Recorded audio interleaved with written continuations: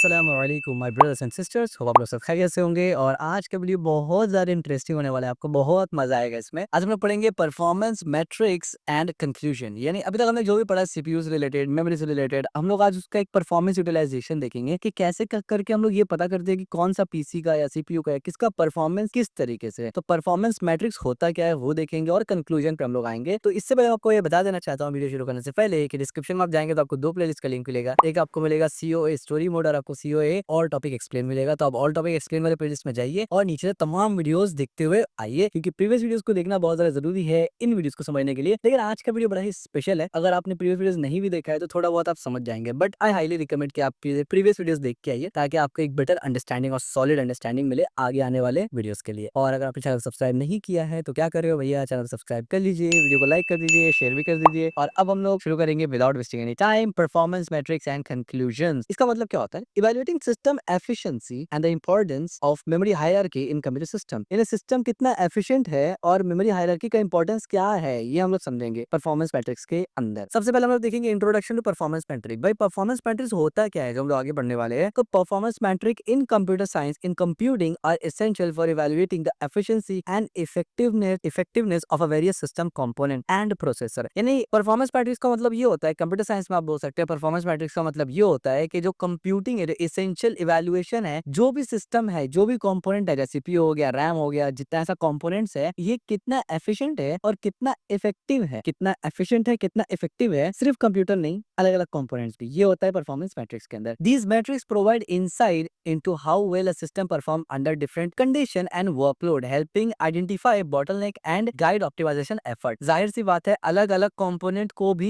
Matrix पे देखना जरूरी होता है। परफॉर्मेंस मैट्रिक हर कंपोनेंट का देखना जरूरी होता है और फिर ओवरऑल भी देखना जरूरी होता है, क्योंकि हमने इससे पहले काफी टॉपिक वीडियोस में डिस्कस किया हुआ है सीओए के प्रीवियस वीडियोस में कि मेमोरी में कोई प्रॉब्लम हो तो परफॉर्मेंस स्लो होता है, सीपीयू में कोई प्रॉब्लम हो परफॉर्मेंस स्लो होता है, बसेस में प्रॉब्लम हो परफॉर्मेंस स्लो होता है, आईओ में प्रॉब्लम हो परफॉर्मेंस स्लो होता है। At the end of the day जो मेजर कंपोनेंट्स है, मेजर कंपोनेंट्स क्या है? सीपीयू है, मेमोरी है और आईओ है। ये तीन मेजर कंपोनेंट और बसेस है जो सबको कनेक्ट करता है। ये चार मेजर चीजें हैं। इन चारों मेजर चीजों में जब भी कोई प्रॉब्लम आता है तो परफॉर्मेंस प्रॉब्लम आएगा ही आएगा। That's one of the reasons why जो मेजर कंपोनेंट्स है उसका मैट्रिक्स भी देखेंगे और ओवरऑल सिस्टम को भी देखेंगे, तब जाके क्या फायदा। अच्छे से फायदा क्या होगा? इतना मेहनत करने से फायदा क्या? फायदा ये हो रहा है कि हम लोग ये देख पाएंगे कि how well a system perform in different condition, अलग अलग सिचुएशन में, अलग अलग वर्कलोड में इस तरीके से सिस्टम काम करेगा। Helping identifying bottleneck and guide optimization effort. इससे ये मालूम चलेगा कि कहाँ हमारे सिस्टम लैग कर रहा है और ऑप्टिमाइजेशन की जरूरत कहाँ पर है। Understanding performance metric is a crucial for building efficient computing system. I hope performance metric क्यों इस्तेमाल किया जाता है और ये टॉपिक क्यों पढ़ रहे हैं हम लोग, ये आपको समझ में आ गया होगा। ये रियली रियली इंपॉर्टेंट है और एक्चुअल में रियल वर्ल्ड से रिलेटेड है। ठीक है, जो बेंचमार्किंग वगैरह गेमिंग में आप देखते हैं ना, वो काइंड ऑफ इसका ही एक छोटा सा पार्ट है कि गेम को आप चेक कर रहे हैं कि सीपीयू कितना इस्तेमाल कर रहा है, एफपीएस कितना दे रहा है, वगैरह वगैरह। बट परफॉर्मेंस मैट्रिक्स में सब कुछ आ जाता है, पूरा सिस्टम आ जाता है, कोई स्पेसिफिक चीज के लिए नहीं, अलग अलग इन्वायरमेंट में वो कैसे काम करेगा उसके लिए। अब इसमें इंपॉर्टेंट चीजें होते क्या क्या है? सबसे पहले होता है एग्जीक्यूशन टाइम, यानी रिस्पॉन्स टाइम जिसको कहते हैं। एग्जीक्यूशन टाइम का मतलब रिस्पॉन्स टाइम, यानी एग्जीक्यूशन साइकिल में होता है, हमें पता है फेच डिकोड साइकिल है। तो जब एग्जीक्यूट हो जाएगा और हमें जो रिस्पॉन्स दिखेगा, वो जो टाइम है कि कितना देर में एग्जीक्यूट होकर रिस्पॉन्स आया, that is called execution time या रिस्पॉन्स टाइम। इसका मतलब क्या होता है? वैसे तो मैंने डेफिनेशन बता दिया, बट इसका जो बुकिश डेफिनेशन है या आप बोल सकते हैं इसका जो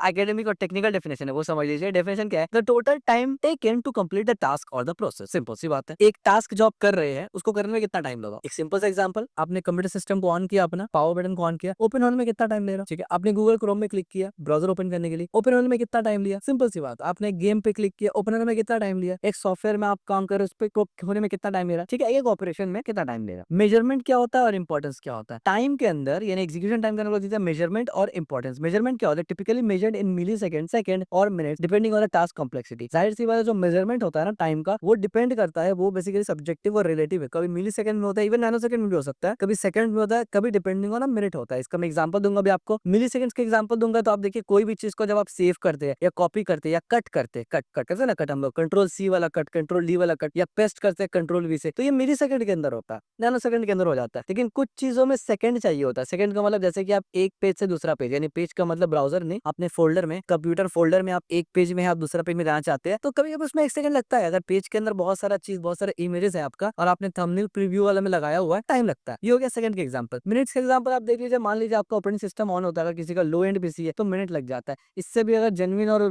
प्रॉपर एग्जांपल दे तो कभी आप अगर गेम का कुछ रेंडरिंग वगैरह कर रहे हो, वीडियो एडिटिंग कर रहे हो, रेंडरिंग कर रहे हो, वहां पर रेंडरिंग में कुछ मिनट्स लेता है। ठीक है, तो कॉम्प्लेक्सिटी टोटली डिपेंड करता है ये जो एग्जीक्यूशन टाइम है, ये टोटली डिपेंड करेगा कि आप क्या चीज कर रहे हैं और कितना कॉम्प्लेक्स टास्क कर रहे हैं। Important, indicate the speed at which a system execute task directly impacting user experience and system throughput. यानी इंपॉर्टेंस इसका ये है ना कि रिस्पॉन्स टाइम जो है वो डायरेक्ट यूजर इंटरेक्शन से रिलेटेड है, यानी डायरेक्ट यूजर को वो दिखता है, एंड यूजर को दिखता है। आपने VS कोड में क्लिक किया, VS कोड कितने देर में खुल रहा है, डायरेक्ट आपको एक रिस्पॉन्स मिल रहा है। ठीक है, तो ये टोटली आपको सिस्टम के ऊपर डिपेंड करता है और ये बहुत इंपॉर्टेंट है। थॉटपुट, थॉटपुट का डेफिनेशन का मतलब क्या समझिए, the number of task completed और process per unit of the time, यानी एक टाइम पे पर यूनिट, या आप बोल सकते हैं कुछ वक्त पे पर यूनिट कितने बार प्रोसेस को कंप्लीट कर रहा है, यानी प्रोसेस करना और कंप्लीट करना पर यूनिट ऑफ अ टाइम, एक पर्टिकुलर टाइम में। इसमें दो चीज होता है, मेजरमेंट और इंपॉर्टेंट। ऑफ कोर्स इंपॉर्टेंस तो है तभी तो डिस्कस कर रहे हैं, मेजरमेंट समझना जरूरी है। इसको मेजर कैसे करते हैं, ऑफ्टन मेजर इन ऑपरेशन पर सेकंड, OPS में मेजर किया जाता है, या फिर ट्रांजैक्शन पर सेकंड, TPS में किया जाता है, या फिर रिक्वेस्ट पर सेकंड। अब इन तीनों से आपके दिमाग में आ गया होगा, ऑपरेशन पर सेकंड से मुराद है कि जो डेली बेसिस में लोग ऑपरेशन करते हैं कोई भी, इस तरीके से TPS में या ट्रांजैक्शन पर सेकंड में जब भी कोई चीज को ट्रांजैक्शन करते हैं आप यहाँ से वहां, और रिक्वेस्ट पर सेकंड में आप नेटवर्क से एग्जांपल ले सकते हैं, नेटवर्क रिक्वेस्ट पर सेकंड वगैरह। ठीक है, यानी थॉटपुट को इस तरीके से मेजर किया जाता है। क्यों पर सेकंड, इसलिए क्योंकि पर यूनिट ऑफ अ टाइम, यानी एक सेकंड में कितना ऑपरेशन हो रहा है। इसके ऊपर बाय द वे हमने डिटेल डिस्कस किया हुआ ऑलरेडी गीगाहर्ट्ज मेगाहर्ट्ज के बारे में, कि फॉर एग्जांपल 2.1 गीगाहर्ट्ज का मतलब 2.1 बिलियन साइकिल पर सेकंड क्लॉक चलता है। ठीक है, एग्जीक्यूशन टाइम तो उस तरीके से है कि कितना ऑपरेशन पर सेकंड हो रहा है, यानी पर यूनिट कितना ऑपरेशन हो रहा है एक सेकंड में। इसी तरीके से TPS और RPS। इंपॉर्टेंस क्या है, measure the system's capacity to handle multiple task simultaneously, providing an overall measure of system performance under load. Simple सी बात है, यानी इससे क्या पता चलता है ना, थॉटपुट से ये मालूम चलता है कि सिस्टम पैरेलली या साइमल्टेनियसली मल्टीटास्किंग में कितना लोड ले पा रहा है। जाहिर सी बात है, अगर एक सेकंड में वो ज्यादा यूनिट को प्रोसेस कर पा रहा है, इसका मतलब मल्टीटास्किंग बहुत बेहतर है और वो बहुत हेवी लोड एक साथ ले पा रहा है। एक तो होता है कि लोड, एक होता है एक साथ लोड, तो एक साथ अच्छा लोड ले पा रहा है। ठीक है, ये सिंपल सा मतलब, और ये बहुत इंपॉर्टेंट है आज के मॉडर्न पीसी के लिए, राइट। इसके बाद हम देखते हैं CPU यूटिलाइजेशन। डेफिनेशन क्या है बताने की जरूरत ही नहीं है, the percentage of time the CPU actively execute instruction, यानी CPU कब कब इस्तेमाल हो रहा है, एक्टिवली कब कब CPU एग्जीक्यूट कर रहा है। इसमें मेजरमेंट कैसे करेंगे, express as a percentage from 0 ideal to 100 fully utilize, यानी इसको मेजर किया जाता है परसेंटेज में कि CPU कितना परसेंट इस्तेमाल हो रहा है। अगर इसका रियल एग्जांपल मैं दूं तो मैंने अपना टास्क मैनेजर यहाँ से खोला और परफॉर्मेंस में मैं आपको जाकर दिखाऊंगा भी। अब देखिए ये चीज बदलता रहेगा, देखिए ये स्पीड है, ये गीगाहर्ट्ज बदलता रहता है। स्टैंडर्ड में मेरा चलता है 2.90 गीगाहर्ट्ज प्रोसेसर, और जब अगर जरूरत पड़ता है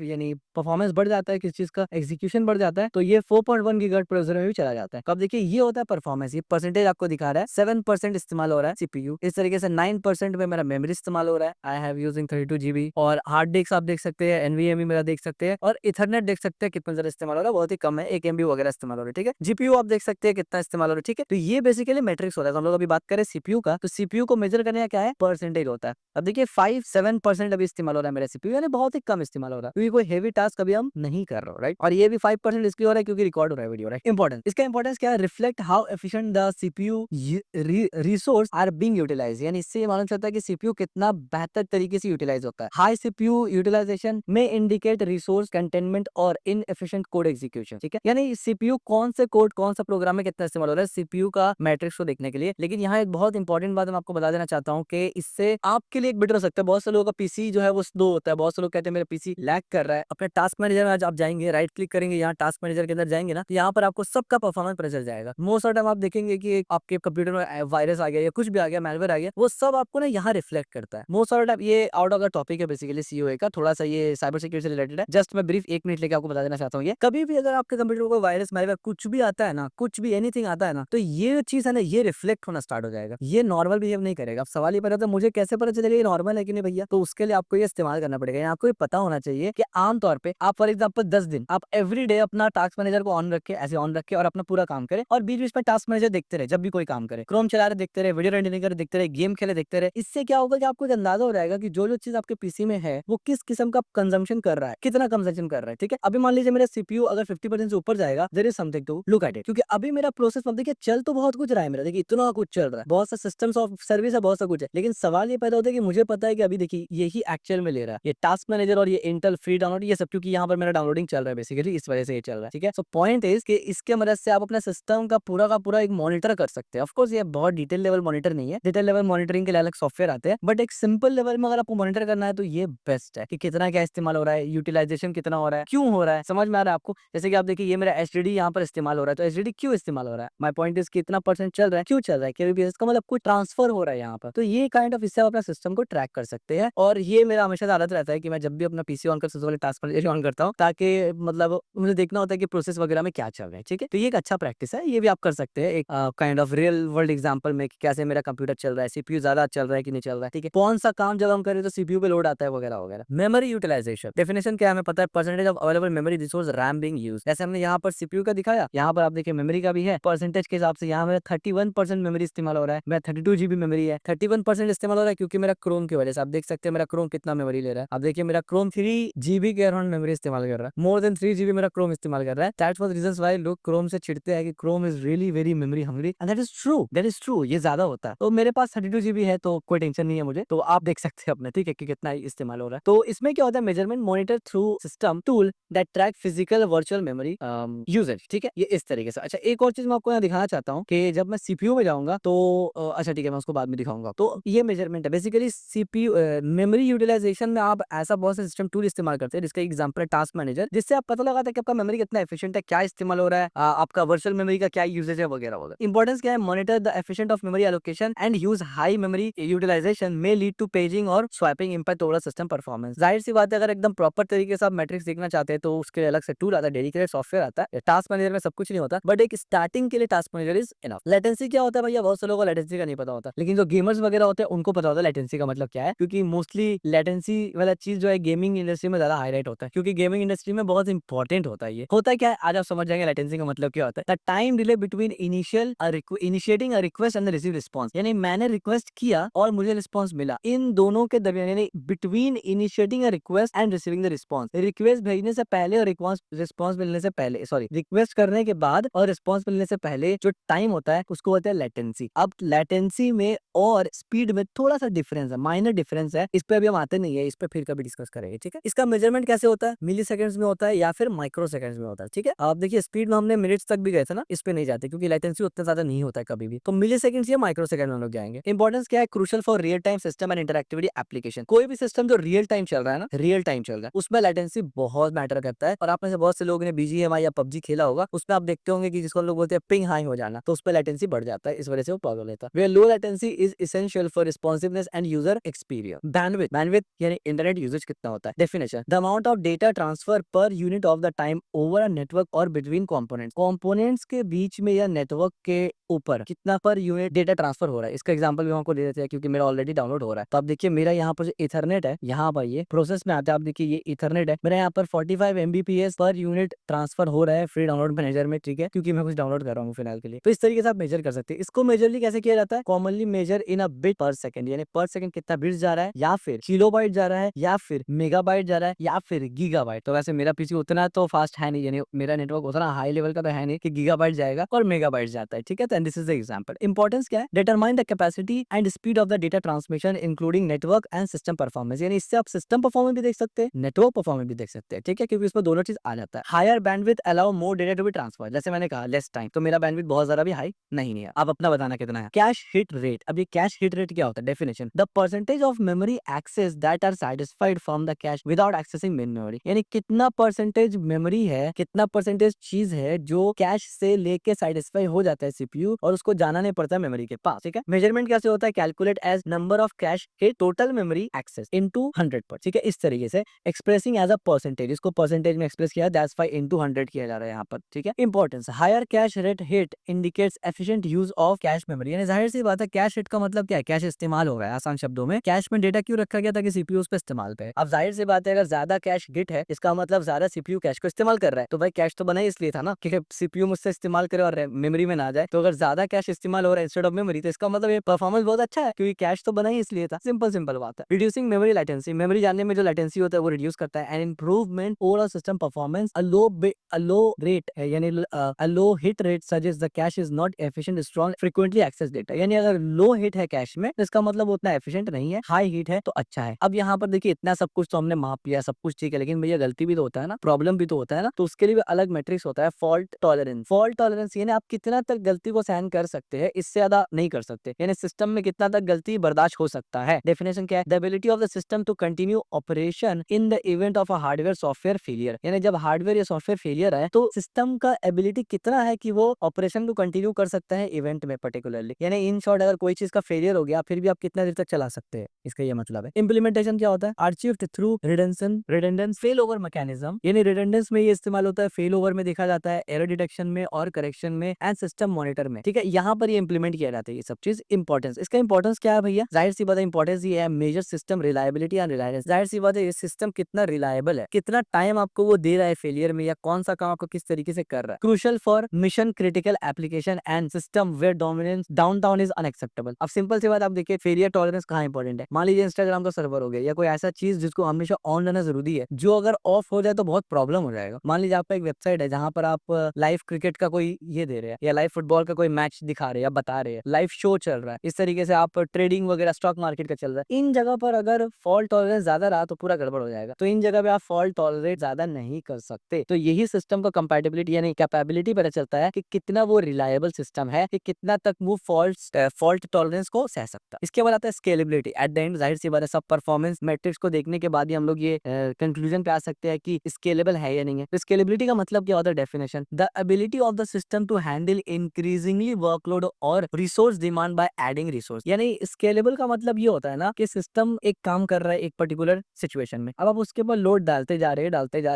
रहे, सिस्टम फिर भी उसको हैंडल कर पा रहा है। This is called scalability. इसका एग्जांपल है कि आपका वेबसाइट है, वो अभी 100 बंदा को हैंडल कर रहा है एक साथ, अब 1000 आ जाए, अगर वो हैंडल कर ले तो वो थोड़ा स्केलेबल है, अगर वो 1 लाख को हैंडल कर ले तो वो बहुत स्केलेबल है। समझ में आ रहा है? इस तरीके से होता है। टाइप्स क्या है इसका? वर्टिकल स्केलिंग होता है add more power to existing machine, या फिर हॉरिजॉन्टल स्केलिंग होता है ऐड मोर मशीन। ठीक है, यानी मशीन ऐड करो या मशीन में एग्जिस्टिंग मशीन में पावर ऐड करो। यानी आसान शब्दों में अगर इसको भी रैप अप करे, यानी आसान शब्दों में बताए तो मशीन है उसको अपग्रेड करो या नया मशीन ऐड कर दो, दोनों साथ में काम करेगा। Importance, evaluate how well a system can grow to meet future needs without compromising performance of functionality, essential for system expectation growth in user data. आसान शब्दों में यह है कि भैया आपने एक वेबसाइट बनाया, अब आप फ्यूचर में उस वेबसाइट को उसमें कुछ ऐड करना चाहते हैं, फीचर्स को, वेबसाइट को नेक्स्ट लेवल में लेके जाना चाहते हैं, तो कितना कंपैटिबल है? क्या वापस से वेबसाइट को पूरा रीकोड करना पड़ेगा या फिर उस पर कुछ चेंजेस आप कर सकते हैं? तो अगर स्केलेबिलिटी अच्छा होगा वेबसाइट का ना, आपको ज्यादा चेंजेस का जरूरत नहीं पड़ेगा, और अगर स्केलेबिलिटी खराब है तो आपको बहुत सारा चीज चेंज करना पड़ेगा। ये मैंने आसान एग्जांपल दिया था कि आप समझ सके। और आखिर में हम लोग आएंगे कंक्लूजन की तरफ कि भैया कंक्लूजन है क्या? मैट्रिक्स देख लिया, अलग अलग कंपोनेंट्स को देख लिया, स्केलेबिलिटी देख लिया, अब हम लोग कंक्लूजन में आएंगे। कंक्लूजन ये है, इन